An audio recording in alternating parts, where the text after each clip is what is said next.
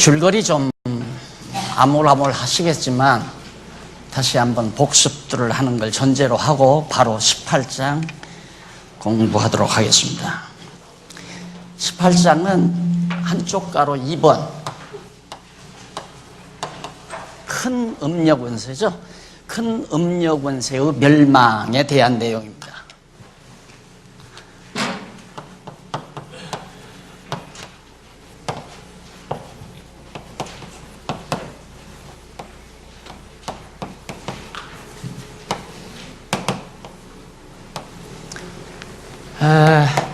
큰 음녀 권세는 바벨론 성으로도 비유가 되죠. 바벨론 성.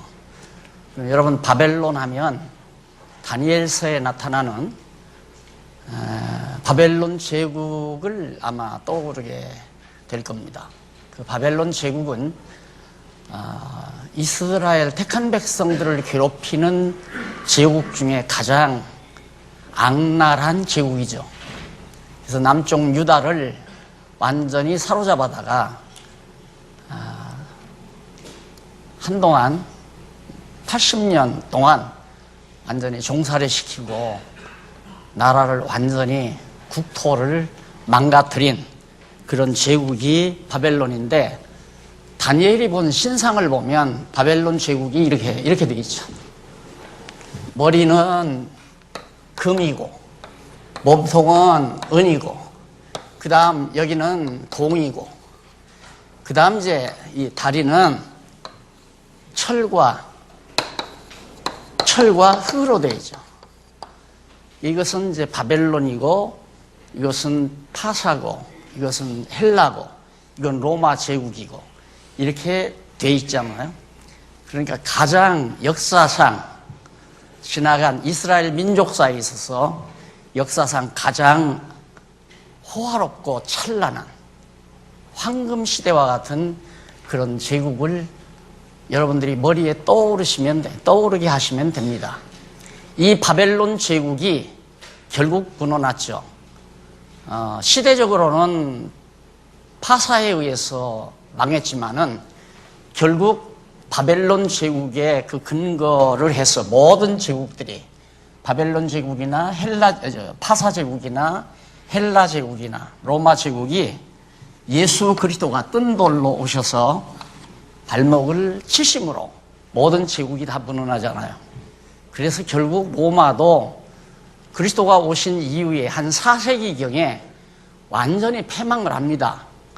완전히 패망을 하는데, 패망하자마자 걷어잡는 게 뭐냐면 기독교를 걷어잡죠. 그래서 4세기경 어거스틴이 태어나가지고 결국 로마 교회의, 로만 캐토릭의 교리를 정리를 하잖아요. 그렇게 해서 소위 로만 캐토릭 제국이라고 하는, 캐토릭이라고 하는 기독교를 걷어잡아서 종교적인 탈을 쓰고 세계를 제패하는 오늘의 현상을 우리가 현재 눈으로 보고 있는 겁니다.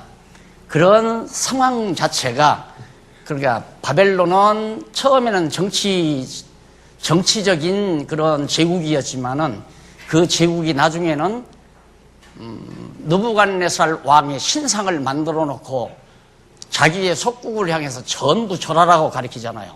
종교입니다. 그래서 항상 여러분들이 세상을 바라볼 때 정치는 종교를 도외시하지 않는다. 반드시 정치가 강력하면 종교를 걷어잡으려고 한다는 것을 전제하고 세상을 바라보면 아마 정확하게 세상이 보이게 될 겁니다. 앞으로도 마찬가지입니다. 지금도 마찬가지고요. 그래서 이 종교 분쟁이 정치 분쟁으로 이어지잖아요. 결국 정치 분쟁은 종교 분쟁으로 이어지고, 그래서 정치와 종교는 세상 끝날까지 지속이 되는데, 막판에는 정치 세력이 완전히 종교 세력을 걷어잡아서 느부갓네살 왕이 자기 신상을 만들어 놓듯이 정치 세력이 곧 우두머리가 내가 곧 하나님이다 라고 나타나게 되죠. 그러한 과정 속에서 우선 그 음녀 권세가, 그렇게 바벨론 성이죠. 큰 성 바벨론 성. 음녀 권세가 멸망한다는 사실이 18장에 나타나 있어요. 그러니까 어려운 문제는 아닙니다. 간단 정리하고 넘어가도록 하겠습니다. 첫째로 양쪽 가로 1번에 보면 재앙이 임함을 예언합니다. 재앙이 임함을 예언. 이것이 이제 18장 1절로부터 8절까지죠. 8절까지. 1절로부터 8절까지. 거기까지 여러분 이제 확인해 보는데 우선 1절로 3절까지 제가 읽어보도록 하겠습니다. 2일 후에 다른 천사가 하늘에서 내려오는 것을 보니 큰 권세를 가졌는데 그의 영광으로 땅이 환하여지더라. 힘센 음성으로 외쳐 가로되 무너졌도다 무너졌도다 큰 성 바벨론이여 귀신의 처소와 각종 더러운 영의 모이는 곳과 각종 더럽고 가증한 새의 모이는 곳이 되었도다. 그 음행의 진노의 포도주를 인하여 만국이 무너졌으며 또 땅의 왕들이 그로 더불어 음행하였으며 땅의 상고들도 그 사치의 세력을 인하여 치부하였도다. 그러니까 과거에 저 바벨론, 금머리와 같은 바벨론에게 전부 다 종교나 정치나 다 야합해서 큰 이득을 보면서 부와 영화를 누리고 많은 왕들이 살았습니다. 그런데 저 바벨론이 무너짐으로 말미암아 그들의 모든 부와 영화가 다 사라져버리죠. 이제 그런 지난날의 역사를 회고하면서 천사가 내려와서 이 바벨론 세력이 앞으로 이 세상 끝날에 나타날 큰 성, 음녀권세, 바벨론도 역시 무너난다 하는 사실을 1절로 3절에서 밝혀주죠. 그 다음 넘어가서 4절로 5절에 보면 바벨론의 죄에 참여하지 말고 재앙을 받지 말라고 지시하죠. 자, 그렇게 바벨론이 세상에서 부와 영화를 누리고 세력이 강하다 할지라도 그리스도를 믿고 신앙을 지켜나가는 성도들은 절대 거기에 유혹을 당하지 말아라.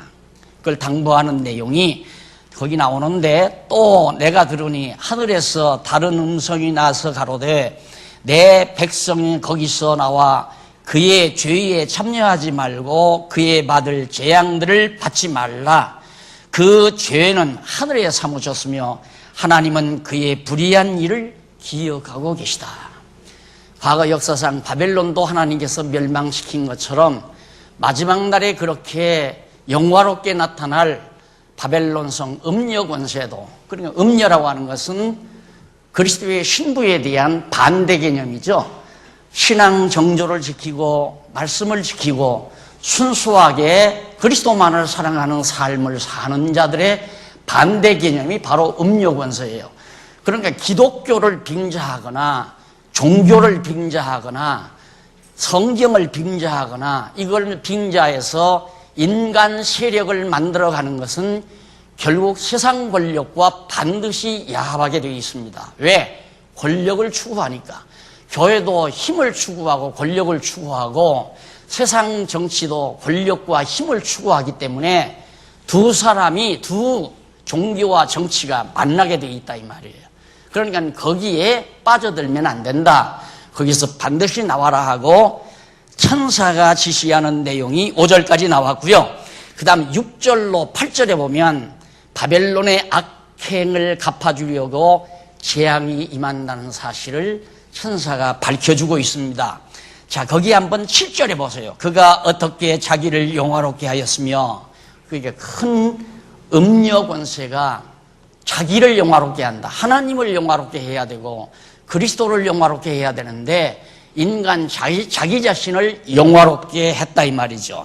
그리고 영화롭게 하려면 자연히 사치는 따라오게 되어 있습니다. 그러니까 이 이단 종교, 다시 말해서 사이비 종교 교주치고 화려함을 싫어하는 사람이 없습니다.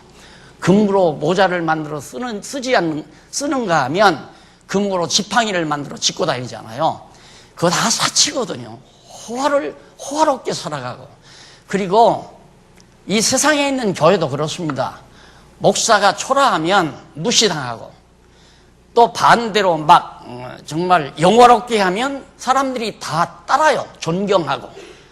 그래서 목회학 시간에 목회학 교수가 하는 말이, 목사는 절대 호텔 사우나에 가야지 동네 사우나에 가면 안 된다. 그리고 차도 최고급 차를 타고 다녀야 되고, 집도 가장 호화로운 집에서 살아야 성도들로부터 존경을 받는다고. 그렇게 제가 배웠어요. 그러니까 종교 지도자는 어차피 호화스러워야 돼요. 호화스럽지 않으면 무시당한다 이 말입니다. 근데 깨어난 성도들은 그러지 않거든요. 지도자가 호화스러우면 증오하게 되고, 뭔가 잘못됐다는 것을 깨닫게 되고, 그래서 지도자가 치부하게 되면, 교회 지도자가 치부하게 되면 정신을 차리게 되잖아. 아, 이거 우리가 당하는 거 아니냐, 이용당하는 거 아니냐.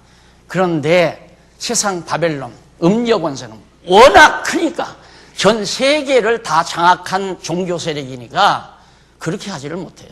호화로울수록 다 고개를 숙입니다. 지난번 영감님 오셨을 때 얼마나 많은 인파들이 모였습니까?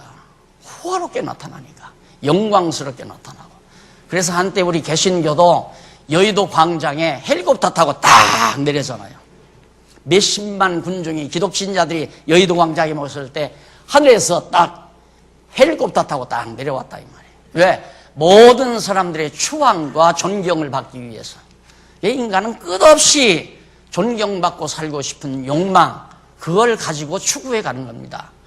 그런데 말씀을 깨닫게 되면 존경을 받는다는 것이 그리스도의 영광을 가로챈 것 같은 아픔과 고통을 겪을 수밖에 없어요. 저분이 왜 나를 존경하는가? 그런 걸 생각하면 혹시라도 내가 하나님의 대행권자로 알지를 않는가, 이런 생각 때문에 두려운 마음을 갖게 되죠. 그래서 존경받는 것도 두렵고, 호화롭게 사는 것도 두렵고, 그래서 진지한 진리만을 추구하는 삶을 살게 되어지는 것이다. 그래서 반드시 하나님께서 어떻게 자기를 영화롭게 하며 사치하였는지 그만큼 고난과 애통으로 갚아주라. 그에게, 그러니까 음력원수에게 갚아준다 이 말이에요. 그가 마음에 말하기를 나는 여황, 여자의 황제다 이 말이에요. 여황으로 앉은 자요, 과부가 아니라. 왜? 세상 권력과 야합해서 세상 권력을 남편으로 삼고 자기는 그 남편의 아내라고 생각하기 때문에 온 세상을 제패하는 권력의 여왕이 되어 있다 이 말이에요.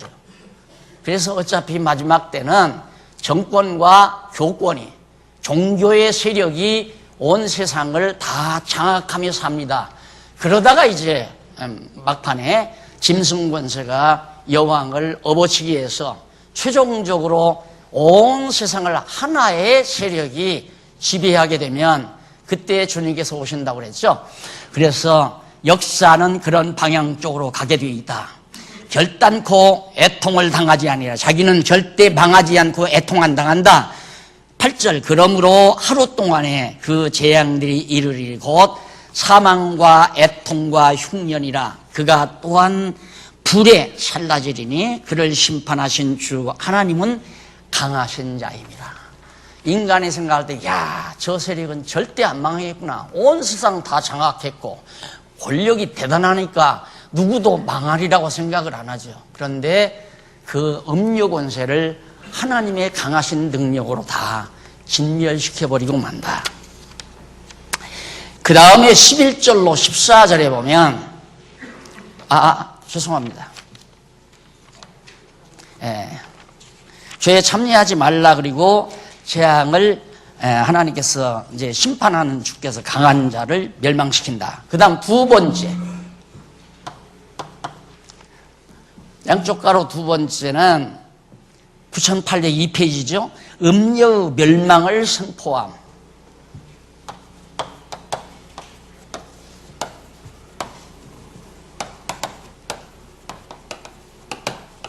여기는 예언을 하고요. 그 다음 9절로부터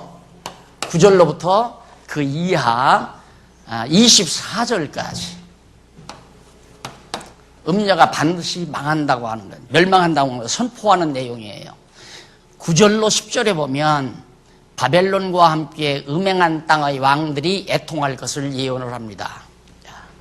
반드시 이 땅에 바벨론과 함께 음행한 땅의 임금들, 이 음녀하고 노란한 세상 권력자들이죠. 모든 세상을 제패하는 강한 권력자들이 이 음녀와 전부 함께 노란한다 이 말이에요. 그들을 하나님께서 전부 멸망시킨다. 그들이 결국 다 애통하게 된다는 사실입니다. 그 다음 왕들만 애통하는 게 아니라 11절로 14절에 보면 상고들, 무역상들이죠. 저렇게 호화롭게 권력을 누리고 살기 때문에 고급 물품들이 정말 비싼 값에 다 거래가 됩니다. 장사하는 사람들, 사업하는 사람들, 무역상들도 이 음녀 권세와 야합하지 아니하면 안 됩니다. 예를 들어서 내가 물건을 만들어서 수출하겠다. 그러면 그 마진 중에 예를 들어 30%를 음녀 권세에게 상납해라. 이런 식의 계약을 해서 하기 때문에 음녀 권세는 가만히 앉아서도 부와 영화를 얼마든지 누리게 되고 그들에게 아첨하지 아니하면 이 세상에서 장사 하나 해먹고 살 수 없는 그런 시대가 도래한다는 것을 지금 성경은 예언하고 있다 이 말이에요. 거기서 우리가 어떻게 순수함을 지켜나가겠습니까? 저들에게 가서 절 한번 하고 아첨 한번 하면 당장 이권이 내게 몰려오는데 그걸 다 제해버리고 오직 순수한 진리를 추구하고 주님만을 사랑하며 산다는 것은 그리 쉬운 일이 아니거든요. 정말 쉬운 일이 아니라 말입니다. 확실하게 정말 주님이 오셔서 이 모든 세력을 멸망시킨다고 하는 확신이 있지 아니하는 한 그 유혹에서 벗어날 수가 없어요. 천하 없는 사람이라도. 그래서 다 말려 들어가는 거 아니겠습니까? 그 다음 11절로 14절 거기 이제 상고들의 상품을 사는 자가 없어서 아무리 물건을 좋게 만들어서 갖다 팔아도 음녀 권세가 망해버리니까 물건 살 사람이 없잖아요. 그러니까 역시 상고들 역시 다 함께 멸망해서 고통을 당한다. 15절로 20절에 보면 9804페이지 아랫단에 보면 바벨론이 심판받아 방함으로 모두 즐거워하라고. 누구더러 끝까지 참고 견디면서 외롭지만 오직 주만을 사랑하고 진리만을 사랑하며 살던 순수한 그리스도의 신부들은 이제 이 음녀 권세가 망함으로 함께 기뻐하라고 천사가 지금 일러주잖아요. 그 대목이 바로 15절로부터 20절에 나옵니다. 거기 보면 9805페이지 성경 나오죠? 그 성경 밑에 보면 20절에 나옵니다. 20절 한번 읽어보세요. 하늘과 성도들과 사도들과 선지자들아 그를 인하여 즐거워하라. 음녀가 멸망당하는 것을 보고 세상 권력자들도 애통하고 장사를 하는 상고들도 통곡하는 그런 것을 보고 즐거워하라. 하나님이 너희를 신원하는 심판을 그에게 하셨기 때문에. 이게 앞에서 우리들 순교당한 끝까지 신앙지조 지키면서 목베임 당하고 돌에 맞아 죽고 칼로 톱으로 키워 죽임을 당하고 이렇게 순교당한 영혼들이 있죠. 그 사람들이 제단 아래서 언제나 우리를 신원해 주겠습니까? 우리를 이렇게 애매하게 무참하게 우리를 정말 멸망시키고 죽여버린 저 악당들을 언제나 원수가 갚아주겠습니까? 했을 때 조금만 기다려라. 숫자가 차면 내가 심판을 해주겠다. 바로 그래서 이제 음녀 권세를 심판한다는 얘기예요. 우리가 그때까지 참는다는 것은 확신이 없으면 못 참아요. 확신이 없으면. 확신이 있어야 그때까지 절대 요동하지 아니하고 오직 순수하게 주만을 사랑하고 말씀만을 지키면서 우리의 신앙 지도를 지켜가는 거죠. 그렇게 지키다가 맞아 죽으면 순교해서 좋고 안 맞아 죽어도 끝까지 참고 견디면 결국 주님의 신부로서의 자격을 갖추기 때문에 좋고 음료를 따라가서는 안 되는 거 아니겠어요? 모든 이권을 추구하고 그들과 함께 야합해서 이 땅에서 부와 영화를 마음껏 누리고 산다고 하는 것은 어리석은 신부의 모습이라 이 말이에요. 술라미가 솔로몬을 만났으면 죽는 날까지 솔로몬 곁에서 사랑하면서 살아야 되는데 세상 야바우꾼들하고 만나서 마지막 정말 형편없이 살아가는 것처럼 우리의 신앙도 이 음녀권세와 야합에서는 안 된다 하는 것을 하나님께서 가르쳐주는 내용이 20절까지 나와요. 그 다음 21절로 24절 마지막 나오죠. 21절로 24절에 보면 자, 바벨론 멸망과 함께 모두 없어지는 이유에 관해서 말을 합니다. 왜 바벨론이 멸망하는 것과 함께 모든 것이 다 없어져 버리는가? 그 이유가 거기 나오는데 한번 읽어보십시다. 21절로부터 18장 21절. 이에 한 힘센 천사가 큰 맷돌 같은 돌을 들어 바다에 던져 가로되 큰 성 바벨론이 이같이 몹시 떨어져 결코 다시 보이지 아니하리로다. 완전히 망한다 이 말이죠. 또 검은 고 타는 자와 풍요하는 자와 퉁소 부는 자와 나팔 부는 자들의 소리가 결코 다시 네 가운데서 들리지 아니하고 물론 어떠한 세공업자든지 결코 다시 네 가운데서 보이지 아니하고 또 맷돌 소리가 결코 다시 네 가운데서 들리지 아니하고 등불빛이 결코 다시 네 가운데서 비추지 아니하고 신랑과 신부의 음성이 결코 다시 네 가운데서 들리지 아니하리로다. 자, 쾌락을 즐기는 악기를 가지고 온갖 악기를 가지고 노래를 부르고 춤을 추면서 쾌락을 즐기는 삶이 끝난다 이 말이에요. 오직 그리스도 안에서 함께 즐거워하고 주와 더불어 즐거워해야 되는데 그게 아니라 자기들의 삶에 취해서 쾌락에 빠져든다 이 말이죠. 그래서 어떻게 하면 자기를 즐겁게 할까? 바울이 말한 것처럼 어떻게 하면 주를 즐겁게 할까가 아니라 어떻게 하면 나를 즐겁게 만들까? 이 생각으로 빠져들게 돼 있어요, 사람들은. 근데 그런 것이 없다.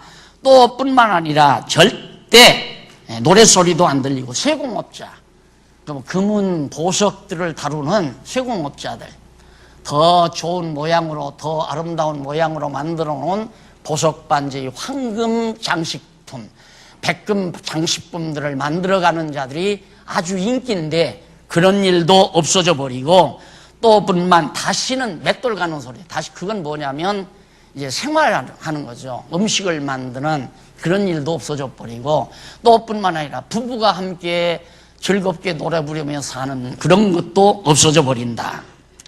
그래서 너희 상고들은 땅의 왕족들이라 네 복수를 인하여 만국이 미혹되었도다.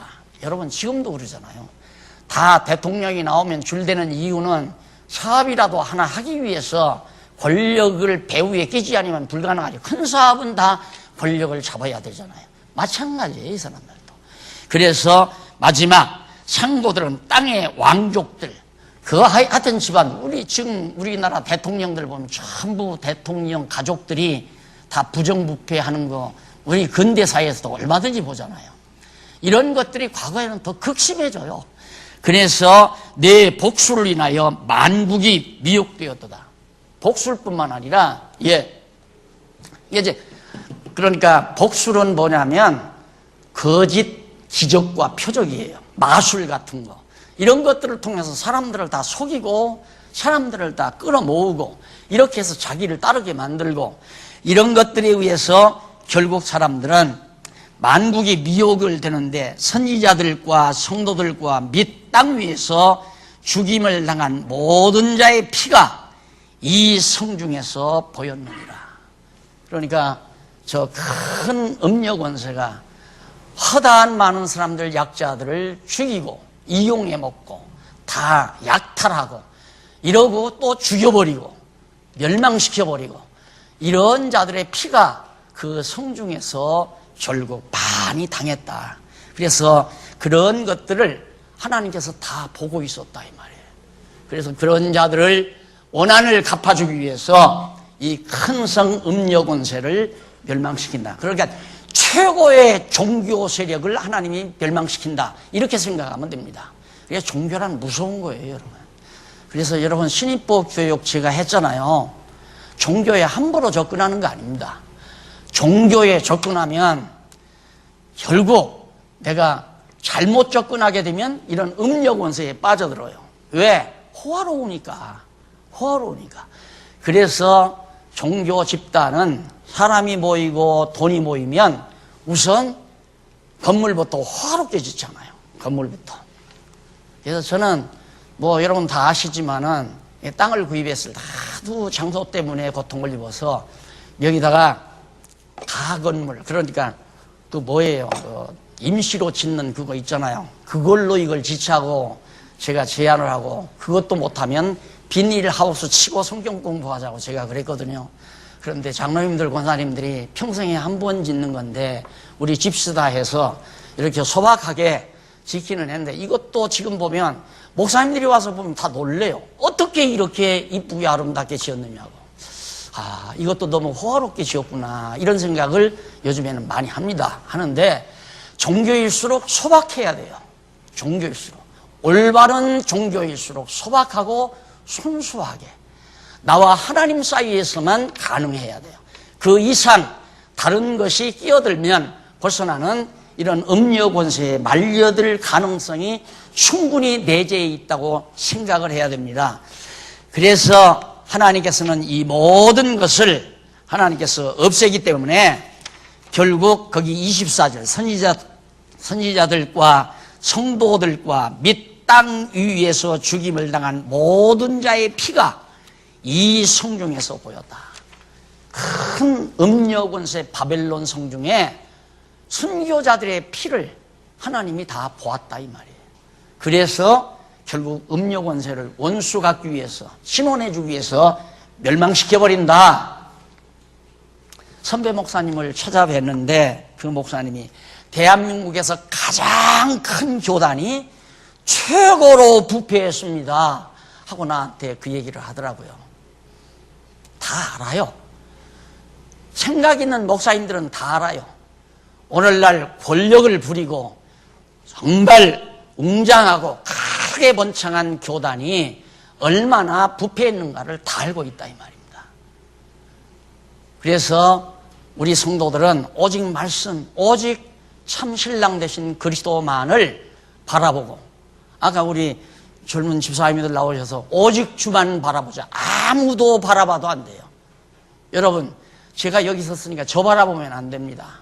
제가 전하는 하나님의 말씀을 바라보십시오. 진짜 저 바라보면 안 돼요.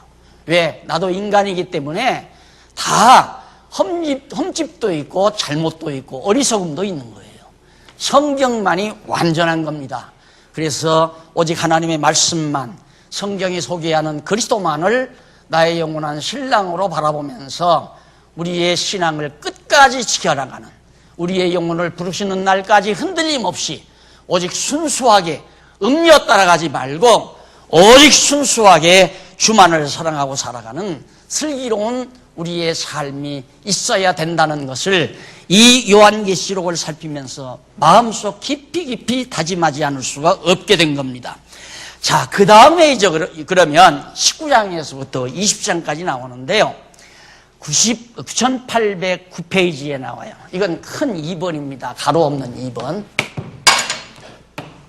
2번이 나오는데 거기는 만왕의 왕 주의 승리.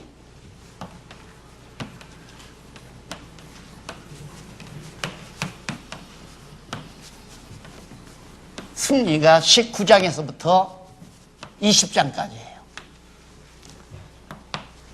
성경이 그냥 읽으면 어려워요.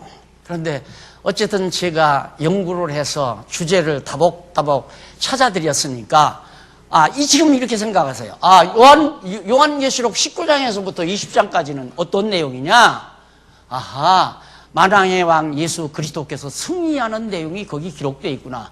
정말로 그런가? 그걸 확인하는 것이 지금 공부예요.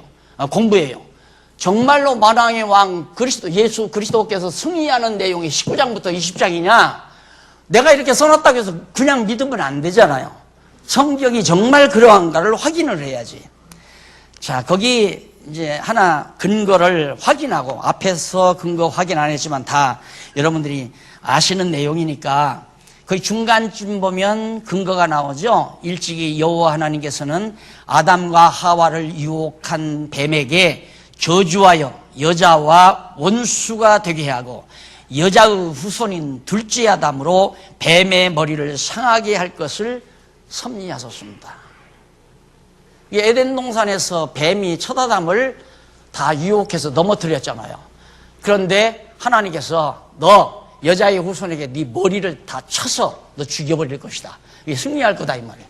그 말은 둘째 아담 예수 그리스도가 최종적으로 승리할 것을 창세기 1장에서 벌써, 창세기 2장에서 벌써 하나님께서 언약하셨어요. 그 언약대로 둘째 아담 예수 그리스도가 승리를 거두신다는 얘기입니다. 그 가운데 첫째, 한쪽 가로 1번, 승리에 대한 찬양입니다.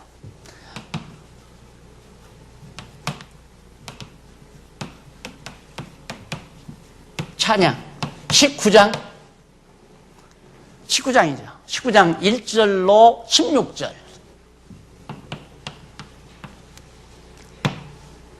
아직 승리도 안 했어요. 앞으로 승리할 것을 지금 예언해 주는 내용 아니에요. 앞으로 예수 그리스도가 승리한다.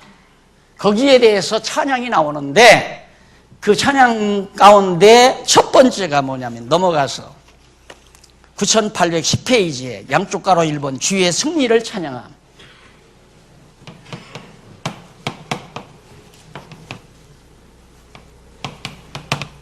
찬양 19장 1절로부터 중간쯤 되겠죠. 19장 1절로부터 5절까지 정말로 맞은가? 정말 주의 승리에 대해서 찬양하는 내용인가? 1절로 3절 보면 밑에 나오죠. 19장 1절로 3절에 보면 하늘의 큰 음성이 바벨론의 심판에 의한 승리를 찬양하는 내용입니다. 하늘에서 큰 음성이, 그러니까 만왕의 왕 되신 그리스도의 보좌 곁에 있는 많은 무리와 천사들이 예수 그리스도께서, 만왕의 왕 되신 그리스도께서 승리하는 것을 찬양하는 음성이 들려오는 거예요. 1절 한번 보십시다. 19장. 이 일 후에 내가 들으니 하늘에 허다한 무리의 큰 음성 같은 것이 있어 가로되 할렐루야 여호와를 찬양하라 그런다고 그랬죠. 여호와를 왜? 언약대로 첫 아담을 멸망시킨 뱀의 권세를 둘째 아담 예수 그리스도를 통해서 다 멸망시키겠다고 언약하신 말씀대로 이루어 주셨으니까 할렐루야 그 말이죠. 언약대로 이루신 여호와를 찬양하는, 여호와를 찬양하라. 언약대로 이루셨으니까. 그래서 할렐루야 구원과 영광과 능력이 우리 하나님께 있도다. 그의 심판은 참되고 의로운지라 음행으로 땅을 더럽게 한 큰 음녀를 심판하사 자기 종들의 피를 그 손에 갚으소도다. 순교자들의 피값을 갚아주신 만왕의 왕 되신 그리스도를 찬양하는 내용이 할렐루야라고 시작하면서 찬양을 부릅니다. 하고 두 번째로 4절로 5절에 보면 장로와 생물이 찬양하면서 하나님을 찬송하라고 당부하는 내용이 나와요. 큰 무리만, 천사들만 찬양하는 게 아니라 장로와 그 하나님 곁에 있는 네 생물이 있죠. 사람 같고 사자 같고 독수리 같고 이런 호위, 그리스도의 보좌를 호위하는 세력, 그들이 하나님을 찬양한다. 자, 4절 보십시다. 또 24 장로와 네 생물이 엎드려 보좌에 앉으신 하나님께 경배하여 가로되 아멘. 언약대로 이루소서 그 말이죠. 아멘 할렐루야. 언약대로 이루소서 여호와를 찬양합니다 하니 보좌에서 음성이 나서 가로되 화답합니다. 하나님의 종들 곧 그를 경외하는 너희들아 끝까지 신앙지도 지키고 절기를 지키는 그리스도의 신부들아 그 말이죠. 물온대소하고 다 우리 하나님께 찬송하라 하더라. 결국은 하나님께서 이렇게 그리스도께서 만왕의 왕께서 승리하는 이유는 우리로 하여금 찬양하게 하려고 마지막 승리를 거둘 때. 그러니까 사울 왕이 블레셋 군대들을 치러 나가서 패배하고 돌아왔잖아요. 엄청 강대한 블레셋 군대죠. 그런데 다윗이 혼자 나가서 순식간에 돌멩이 하나로 해치워서 승리를 거둡니다. 이스라엘 백성들이 찬양이 터져 나오죠. 그래서 승리는 우리로 하여금 찬양케 하기 위한 것입니다. 그러니까 하나님께서 당신의 백성들을 지으신 것은 하나님을 찬양케 하기 위해서 지으셨다. 마지막 하나님은 그리스도께서 만왕의 왕께서 승리하심으로 우리가 영원토록 주님 곁에서 할렐루야 아멘 하면서 주를 찬양하는 삶, 행복한 삶이죠. 찬양하는 삶은 행복한 삶이에요. 오늘 나오셔서 찬양하는 분들 마음이 불안하고 마음이 괴로우면 찬양이 안 나옵니다. 불평, 불만이 나오는 거지. 그래서 항상 우리 마음 가운데 감사와 찬양이 늘 마음속에 있다고 하는 것은 내 신앙이 정상 궤도에 있다는 얘기입니다. 그런데 이런 음력운세가 야합하는 것은 욕심이 있다는 증거예요. 이런 세력과 힘을 모아서 내가 추구하는 데 욕심을 채우고자 하는 생각 때문에 이런 어리석은 음력운세에게 내가 야합을 하는 거지, 욕심이 없이 하나님을 찬양하고 하나님께 감사하며 사는 사람은 절대로 욕심 속에서 불평불만이 있는 것이 아니라 찬양이 나올 수밖에 없잖아요. 그래서 하나님을 찬양했다. 그래서 전능하신 하나님 통치를 찬양하며 그 이유에 대해서 거기 나옵니다. 그 이유가 6절 한번 보실까요? 6절 보면 또 내가 들으니 허다한 무리의 음성도 같고 많은 물소리도 같고 큰 뇌성도 같아서 가로되 할렐루야 주 우리 하나님 곧 전능하신 이가 통치하시도다. 이겼으니까 이제 다스려야 되잖아요. 통치하시도다. 우리가 즐거워하고 크게 기뻐하여 그에게 영광을 돌리세. 어린 양의 혼인 예약이 이르렀고 그 아내가 예비하였으니 그에게 허락하사 빛나고 깨끗한 세마포를 입게 하소서인즉 이 세마포는 성도들의 옳은 행실이로다 하더라. 끝까지 주만을 사랑하고 주님 곁에서 신도로서 살아간 사람들은 마지막 그리스도와 승리하고 나서 역시 혼인잔치, 다시 말해서 남편 되신 그리스도와 아내 된 우리들과 결혼해서 영원토록 행복하게 주를 찬양하며 사는 삶이 이어질 것을 밝혀주고 있는 겁니다. 그 다음 9절로 10절에 보면, 거기 보면 청함받은 자가 복이 있다며 하나님께 경배하라고 알려줍니다. 아무나 되는 게 아니잖아요. 청함받은 자라야 된다. 9절 한번 보실까요? 천사가 내게 말하기를 기록하라. 어린 양의 혼인잔치에 청함을 입은 자들이 복이 있도다 하고 또 내게 말하되 이것은 하나님의 참되신 말씀이라 하기로 내가 그 발 앞에 엎드려 경배하려 하니 그가 나더러 말하기를 나는 너와 및 예수의 증거를 받은 네 형제들과 같이 된 종이니 삼가 그리하지 말고 오직 하나님께 경배하라. 예수의 증거는 대언의 영이라 하더라.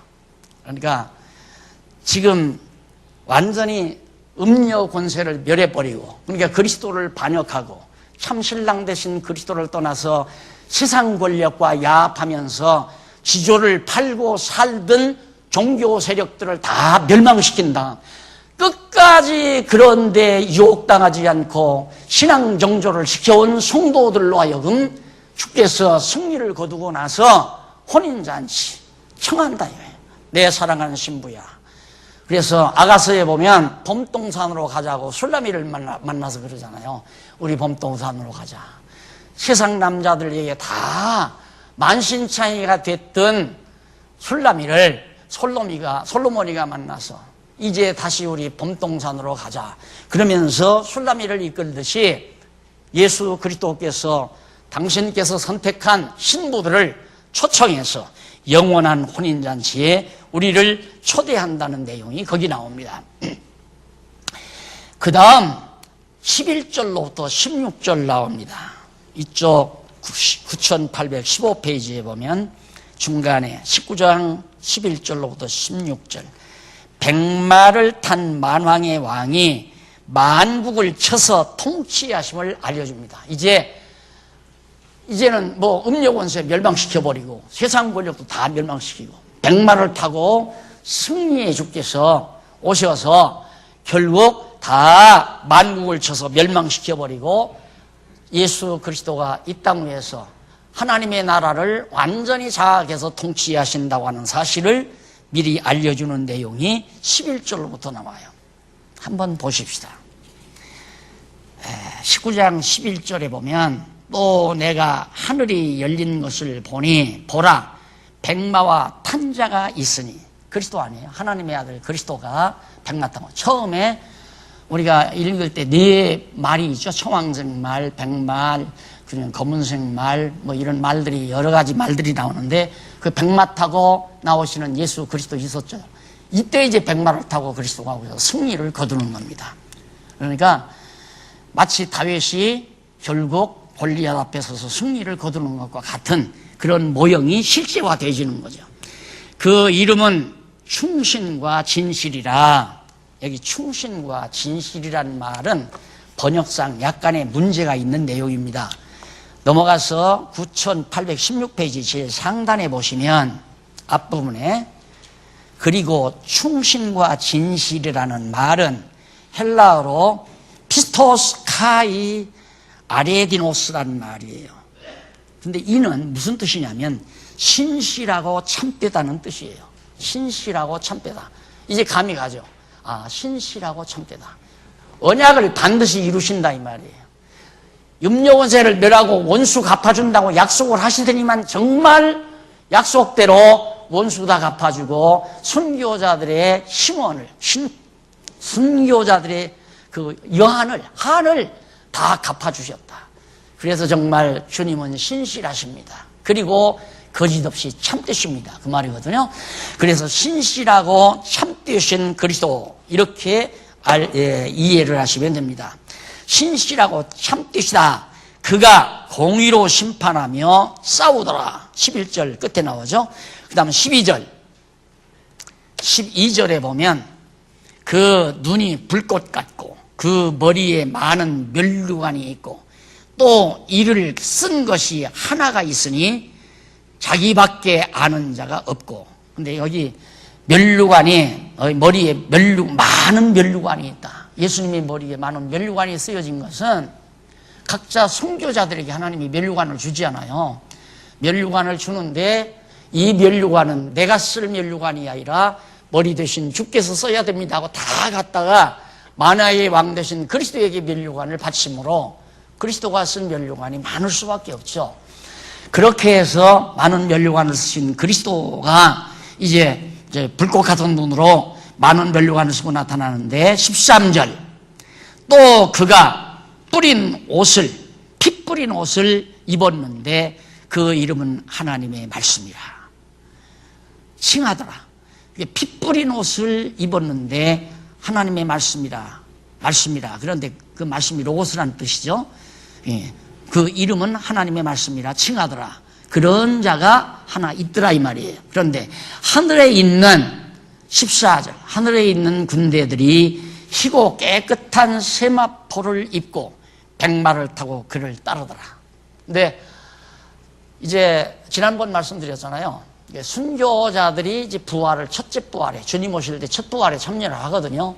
근데 그들도 예수님께서 이제 오실 때 백마 타고 예수님께서 앞장서서 오실 때 그 뒤에 이 모든 순교자들도 부활을 해서 백마를 타고 나타난다 이 말이에요. 왜? 지상에서 하나님의 나라를 세워가지고 전부 주님께서 통치하시기 위해서 그들과 함께 백마를 타고, 이 백마라고 하는 것은 아주 깨끗한 권력을 말하는 거예요. 진실한 권력, 백마라고 하는 것. 말은 항상 권력을 상징하는데 예수님은 황색이거나 검은색이거나 청황색이거나 이런 흐리흐리한 잘못된 권력이 아니라 깨끗한 권력자로서, 나라는 깨끗한 통치자가 나오면 백성들이 편안하잖아요. 어두운 통치자가 나오면 백성들이 고충을 당하는 거고 똑같은 거죠. 교회도 마찬가지고. 자, 그래서 그리스도께서 우리의 진정한 통치자가 되셔서 주님의 몸된 교회를 다스릴 때 그 교회 모든 하나님의 백성들이 편안한 삶을 살게 될 것을 밝혀주고 있는 겁니다. 그 다음 14절에 그 깨끗한 옷, 세마포, 그러니까 그 피로 말미암아, 예수께서 흘리신 피로 말미암아 다 더러운 옷을 다 빨아가지고 깨끗하게 하얀 세마포로 만들어서 입혀준 선교자들의 모습을 거기서 보여주고 있는 겁니다. 그 다음에 15절, 그의 입에서 이한 검이 나오니, 하나님의 입에서 검, 말씀의 검이죠. 그러니까 하나님은 그리스도는 핵무기로 다스리거나 총칼로 다스리거나 주먹으로 다스리거나 폭행으로 다스리는 게 아니라 살아있는 말씀의 능력으로 다스려요. 그러니까 하나님의 나라는 말씀의 능력으로 다스려져야 하나님의 나라예요. 인간의 힘으로 다스려서도 안 되고 인간의 능력으로 다스려서도 안 되고 순수한 하나님의 말씀의 능력으로 교회가 다스려져야 비록 불완전한 지상의 교회지만 그 교회가 어떻게 하면 가장 순수한가, 말씀의 능력으로 다스려져야 교회가 가장 순수한 겁니다. 인간의 재간이나 인간들의 어떤 권력으로 교회가 다스려진다고 하는 것은 음녀 권세에 가깝다는 사실을 알아야 돼요. 사람 권력이 필요 없는 거예요. 이 지상에 있는 불완전한 교회라도 사람 권력으로 주께서 다스리는 게 아니에요. 만왕의 왕 되신 머리 되신 그리스도께서 성령을 보내가지고 각자 성도들의 마음을 감화하고 생각을 인도해서 하나님의 말씀에 의해서 다스려지도록 역사하는 것이다. 그러니까 내가 하나님의 말씀을 자꾸 가까이 하게 되면 누구 뜻대로 자꾸만 다스려지는가? 머리 대신 그리스도의 뜻대로 다스려지는 거예요. 그런데 사람 말을 자꾸만 듣게 되면 그 사람의 뜻대로 내가 자꾸만 끌려가게 된다 이 말입니다.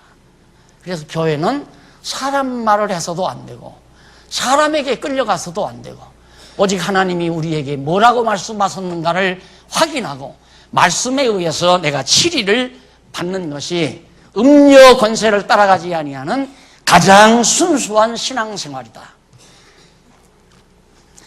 그걸 지금 천사가 알려주는 내용입니다. 그래서 거기 보면 이한 검이 나오니, 말씀의 검이죠.